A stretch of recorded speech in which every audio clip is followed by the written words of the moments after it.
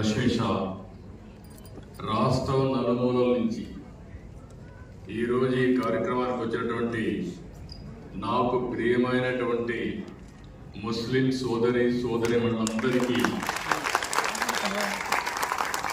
నమస్కారాలు, వందనాలు. అదే మరి ఈరోజు రాష్ట్ర మైనారిటీ సంక్షేమ దినోత్సవం జరుపుకుంటున్నాం. ఇందుకు మీకు అందరికీ శుభాకాంక్షలు. ఈరోజు 2 కార్యక్రమాలు చేసుకుంటున్నాం.